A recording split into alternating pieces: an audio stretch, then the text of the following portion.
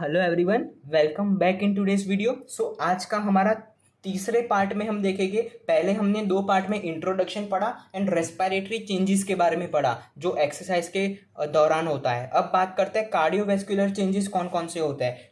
Basically हमारा जैसे respiratory changes होने का क्या मेन एम था कि ऑक्सीजन जो बॉडी में कमी हो रही है उसको बढ़ाना, वो था main M of a respiratory changes. But यहाँ पे कार्डियोवैस्कुलर सिस्टम में चेंज लाने में यहाँ पे हमारा क्या एम है कि ब्लड सप्लाई जो मसल को सप्लाई पहुँच रहा है वो बढ़ जाए। हमारा यहाँ पे मेन टारगेट वो रहेगा। यहाँ पे देखो क्या लिखा है, primary aim of this change in the cardiovascular system is to supply adequate oxygenated blood to exercising muscle at a rate that meet the metabolic demand of the muscle. जितना अपना मेटाबॉलिक डिमांड है muscle का उसको fulfil करने के लिए हमको क्या करना है, ब्लड सप्लाई इन शॉर्ट बढ़ाना है मसल को। ठीक है, this are the cardiovascular changes. अब बात करते हैं कार्डियोवैस्कुलर चेंजेस मेनली क्या होगा, का increase in the cardiac output बढ़ेगा। There are many 4 to 5 changes हम देखेंगे। चलो पहले ओवरव्यू देख लेते हैं कौन कौन से चेंजेस होते हैं। Main change is a increase in the cardiac output. Second is a increase in the skeletal muscle blood flow, फिर in redistribution of the blood flow and blood pressure changes, और उसमें हम डिफरेंट ग्राफ भी देख लेंगे। ठीक है, पहले जो मोस्ट इंपॉर्टेंट चेंज है that is a increase in the cardiac output. अब कार्डियक आउटपुट क्यों चेंज होगा, अब ऑब्वियसली बात है एक्सरसाइज करोगे स्ट्रोक वॉल्यूम बढ़ेगा, हार्ट रेट बढ़ेगा एंड ऑब्वियसली कार्डियक आउटपुट भी बढ़ेगा। ठीक है, जैसे जैसे ऑक्सीजन कंजप्शन बढ़ता है बॉडी का, there is a proportionate increase in the cardiac output. देखो क्या लिखा है, increase in the cardiac output is a proportionate to the increase in the oxygen consumption by the body. ठीक है, now this cardiac output increase is occurred due to the increase in the heart rate and stroke volume. Obviously बात है, हमने cardiovascular system physiology में पढ़ा हुआ है। अब ये कार्डियक आउटपुट बढ़ रहा है, उसके दो रीजंस हमने अभी देखे, increase heart rate and increase stroke volume. अब ये हार्ट रेट कैसे बढ़ रही है, अब उसके हम कॉजेज देखेंगे। Now increase in the heart rate occur due to the 3 reasons. एक तो सिंपैथेटिक डिस्चार्ज बढ़ जाएगा, ठीक है, जिसकी वजह से हार्ट ज़्यादा बीट करने लगेगा and there will be the condition of a tachycardia. Second reason है heart muscle reflex. Heart muscle reflex मतलब जो peripheral reflexes which comes from the muscle and joint, it will stimulate the heart to pump more fastly. ठीक है, इसे कहते हैं heart muscle reflex. And hormonal mechanism, मतलब hormonal mechanism में क्या होगा, एड्रिनल मेडुला है ना अपना कैटकोलोमिन्स का सिक्रीशन बढ़ा देगा एंड ऑब्वियसली बात है सिक्रीशन कैटकोलोमिन्स का बढ़ेगा, that is adrenaline and non adrenaline. उसकी वजह से क्या होगा, हार्ट रेट इंक्रीज होएगा। अब टेक्स्ट पढ़ते हैं, the increase in the heart rate occur due to the 3 changes. Increased sympathetic discharge. Now increase in the heart rate before exercise is known as the anticipatory tachycardia which occur due to the psychic stimuli originating from the limbic system. देखो क्या होता है basically, जब भी exercise करते हैं ना उससे जस्ट पहले देर is a slight increase in the heart rate and this is known as an anticipatory tachycardia which occur due to the psychic stimuli which originates from the limbic system। ये basically हम central nervous system में पढ़ेंगे कि what is a psychic stimuli जिसकी वजह से anticipatory tachycardia होता है। Simply increase in the sympathetic discharge cause increase in the heart rate. Second, heart muscle reflex. The reflex which is originating from the peripheral exercising muscle and joint to the heart is known as a heart muscle reflex. Peripheral जो muscles हो गए and जो joints हो गए they will give the signal to the heart कि ज़्यादा heart rate increase करो so that we can fulfill our metabolic demand. This is known as a heart muscle reflex. And third, obviously hormonal mechanism. Heart rate क्यों increase होगी, क्योंकि जो adrenal medulla होगा it will stimulate the more secretion of a catecholamines and hence sympathetic discharge बढ़ेगा। sympathetic discharge बढ़ेगा heart का तो obviously बात है हार्ट का रेट इंक्रीज हो जाएगा। अब कार्डियक आउटपुट में 2 फैक्टर थे, एक तो हार्ट का इंक्रीज होना तो उसके कॉजेज देख लिए एंड दूसरा फैक्टर था स्ट्रोक वॉल्यूम इंक्रीज होना। स्ट्रोक वॉल्यूम क्यों इंक्रीज होगा, उसका क्या कारण होगा। अब देखो क्या होता है, ऑब्वियस सी बात है, हमको अभी अभी हमने पढ़ा सिंपैथेटिक डिस्चार्ज बढ़ेगा। अब देखो सिंपैथेटिक डिस्चार्ज बढ़ेगा तो जितना भी है ना मसल पंप है, दैट इज एब्डोमिनल पंप हो गया, फिर एब्डोमिनल मसल पंप हो गया, फिर there are different. So basically क्या होगा, स्ट्रोक वॉल्यूम क्यों बढ़ेगा, due to the increase venous return. अब विनस रिटर्न क्यों बढ़ रहा है, विनस रिटर्न इसीलिए बढ़ रहा है because of a increase in the pump activities like skeletal muscle pump हो गया, थोरासिक पंप हो गया, एब्डोमिनल पंप हो गया, ये सब की एक्टिविटी बढ़ जाती है, जिसकी वजह से अल्टीमेटली विनस रिटर्न बढ़ गया। अब विनस रिटर्न बढ़ गया तो ऑब्वियसली बात है स्ट्रोक वॉल्यूम भी बढ़ेगा। So this is the reason stroke volume बढ़ता है। अब एक छोटा सा टॉपिक लेंगे, दैट इज द कंसेप्ट, जो पीजी में बहुत पूछा जाता है।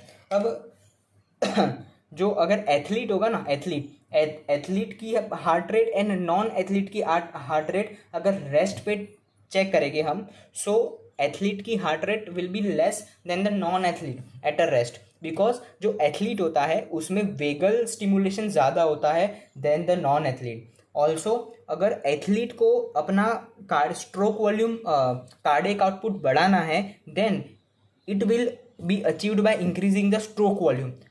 ठीक है, मतलब कार्डियक मस्कुलेचर की स्ट्रेंथ बढ़ा के athletes will increase their cardiac output by increasing the stroke volume, whereas non athlete में कार्डियक आउटपुट इंक्रीज होने का रीजन होता है हार्ट रेट। तो देखो क्या लिखा है, athlete increases the target cardiac output by increasing the stroke volume, whereas non-athlete increases the cardiac output by increasing their heart rate. Very important. Therefore, at any level of a cardiac output, athlete have lower heart rate than the non-athlete due to the increased vagal tone.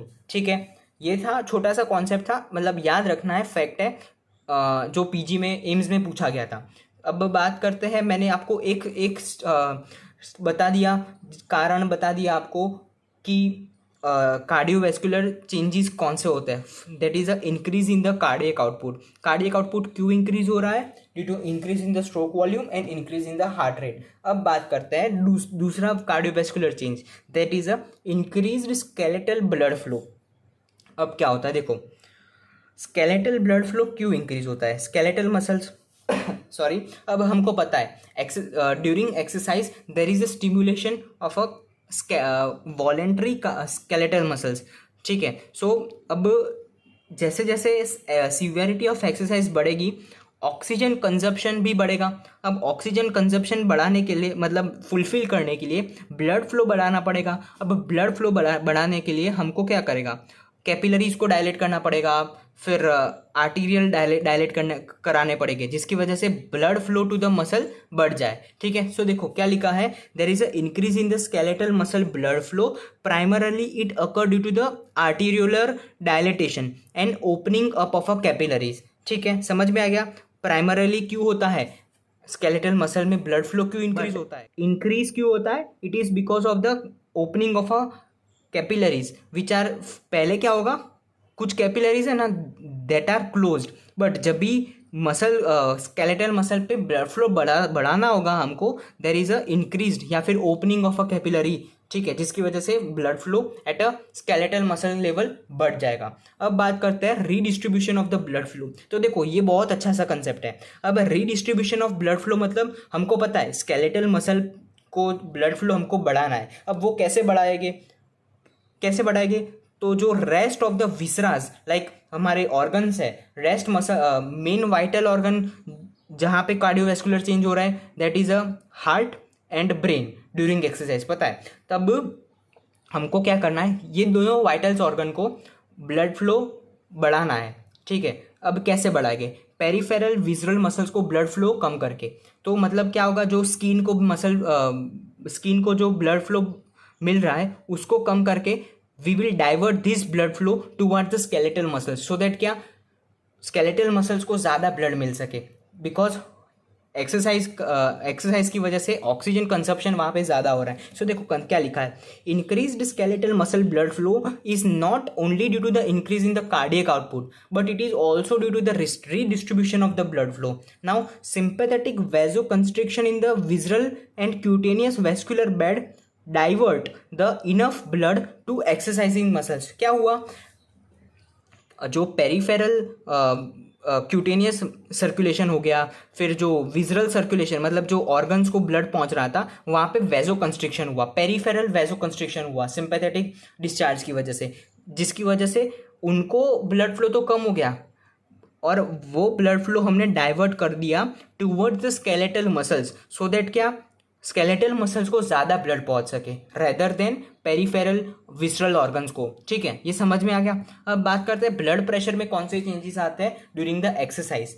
So basically systolic blood pressure की बात करूं तो obvious ही बात है, हमको पता है सिस्टोलिक ब्लड प्रेशर किस पे डिपेंड करता है, कार्डियक आउटपुट पे। एंड ऑब्वियस ही बात है एक्सरसाइज के दौरान कार्डियक आउटपुट कम तो नहीं होगा at any level of exercise. कोई भी कौन सी भी सीवियरिटी की एक्सरसाइज कर लो, लाइक माइल्ड करो, मॉडरेट करो, सीवियर करो या वेरी सीवियर करो, इन चार एक्सरसाइज की सीवियरिटी में हमको कार्डियक आउटपुट तो कम नहीं होगा।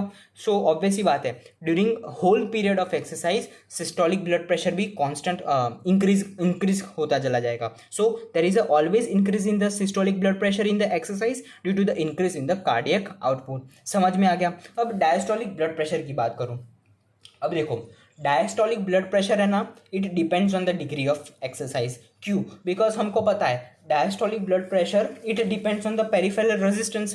पेरिफेरल रेजिस्टेंस किस पे डिपेंड करेगा, वेजो डायलिटेशन हुआ है या फिर वेजो कंस्ट्रिक्शन हुआ है। सो देखो क्या होगा, जब माइल्ड टू मॉडरेट लेवल की एक्सरसाइज करेंगे then there is a vasoconstriction होता है। समझो बात को, जब भी हम माइल्ड टू मॉडरेट लेवल की एक्सरसाइज करेंगे देर इज अ वेजो कंस्ट्रिक्शन। अब वेजो कंस्ट्रिक्शन हुआ है तो क्या होगा, रेडियस कम हो गई ब्लड वेसल्स की, रेडियस कम हो गई तो क्या हो गया, पेरिफेरल रेजिस्टेंस बढ़ गया। एंड हमको पता है डीबीपी मतलब diastolic blood pressure is directly proportional to the peripheral resistance. इसकी वजह से क्या हो गया, डायस्टोलिक ब्लड प्रेशर बढ़ गया during mild to moderate exercise. अब अगर मॉडरेट टू सीवियर एक्सरसाइज की बात करूं वहां पे वेजोडाइलेटेशन होगा। सो क्या होगा, वेजोडाइलेटेशन हुआ तो ब्लड वेसल्स की रेडियस बढ़ गई, रेजिस्टेंस कम हो गया and there is a decrease in the diastolic blood pressure. ठीक है, सो डिग्री ऑफ एक्सरसाइज पे डिपेंड करता है कि डायस्टोलिक ब्लड प्रेशर कौन सा होगा। ठीक है, अब बात करते हैं what is the effect on the mean blood pressure.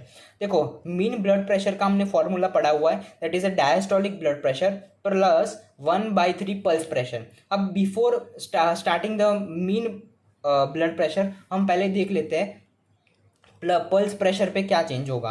तो पल्स प्रेशर हमें पता है, pulse pressure is the systolic blood pressure minus diastolic blood pressure. अब सिस्टोलिक ब्लड प्रेशर तो कंटिन्यूअसली इंक्रीज होगा during exercise and diastolic blood pressure depend करेगा mild to moderate है या फिर मॉडरेट टू सीवियर है। तो पहले एक ग्राफ देख लेते हैं। देखो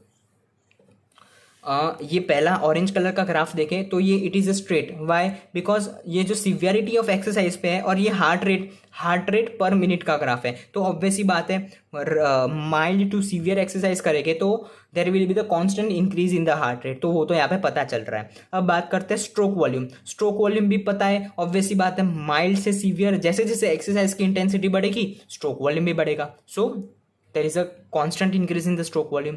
अब बात करते हैं कार्डियक आउटपुट, तो ऑब्वियसली बात है कार्डियक आउटपुट भी कांस्टेंट इंक्रीज होगा। अब देखते हैं, देखो systolic blood pressure it will continuously increase क्योंकि एक्सरसाइज के दौरान there is a no decrease in the cardiac output और cardiac output is directly proportional to the systolic blood pressure, तो वो डायरेक्टली इंक्रीज हो रहा है। But diastolic blood pressure depends on the severity of exercise. So देखो यहाँ पे क्या देख रहे हो, जो रेस्ट से लेके मॉडरेट तक हमको डायस्टोलिक ब्लड प्रेशर बढ़ रहा है। क्यों बढ़ रहा है? बिकॉज वेजो कंस्ट्रिक्शन हो रहा है। वेजो कंस्ट्रिक्शन की वजह से क्या आ रहा है, पेरिफेरल रेजिस्टेंस बढ़ रहा है एंड ऑब्वियसली डीबीपी बढ़ रहा है। But moderate to severe exercise में देखो there is a decrease in the diastolic blood pressure. अब डायस्टोलिक ब्लड प्रेशर क्यों कम हो रहा है? बिकॉज ऑफ द वेजोडाइलेटेशन की वजह से रेडियस क्या होगी, बढ़ जाएगी एंड पेरिफेरल रेजिस्टेंस कम हो जाएगा एंड हेंस द डीबीपी कम हो जाएगा। अब देखो पल्स प्रेशर क्या था, systolic blood pressure minus diastolic blood pressure. So pulse pressure wide होता चला जाएगा जैसे जैसे एक्सरसाइज बढ़ती चली जाएगी। देखो यहाँ पे पल्स प्रेशर कितना था, देखो ध्यान से देखो, माइल्ड में ब्लड प्रेशर पल्स प्रेशर इतना था, फिर क्या हो गया धीरे धीरे बढ़ने लगा जैसे जैसे सीवियरिटी ऑफ एक्सरसाइज बढ़ती गई पल्स प्रेशर बढ़ता गया, यहाँ पे क्या होगा और फर्दर इंक्रीज होता चला जाएगा। तो pulse pressure increases from mild to moderate exercise, ठीक है ना। तो देखो क्या लिखा है, pulse pressure SBP minus DBP and it became wide, मतलब ऐसे खुलता चला जाएगा। देखो it became wide as the SBP increase and DBP decreases. अब बात करते हैं mean blood pressure. Mean blood pressure क्या होगा जब माइल्ड टू मॉडरेट, देखो यहाँ से हमको क्या पता चल रहा है, जो DBP है mean blood pressure depends on the DBP and pulse pressure, but pulse pressure तो कंटिन्यूअसली इंक्रीज होता चला जा रहा है। इसका मतलब क्या, हमारा जो मीन ब्लड प्रेशर है it is directly proportional to the diastolic blood pressure. मतलब माइल्ड से मॉडरेट तक क्या होगा, हमारा मीन ब्लड प्रेशर बढ़ता चला जाएगा। क्यों, क्योंकि DBP बढ़ रहा है। बट जब भी मॉडरेट से लेके सीवियर तक आएंगे there will be the decrease in the DBP and hence the mean blood pressure भी कम होगा। सो देखो क्या लिखा है, increase during the mild to moderate exercise but decrease during the moderate to severe exercise because DBP decreases. ठीक है, सो ये पूरा कंसेप्ट आपको समझ में आ गया कार्डियोवैस्कुलर सिस्टम में जो भी चेंजेस हो रहे थे इन द स्पोर्ट्स फिजियोलॉजी। ठीक है, so here we complete the physiology of a exercise and the sports science. ठीक है ना। अब this notes will be provided in the Telegram channel, link in the description box. So hope you like this video. So मिलते हैं अगले video में, bye bye.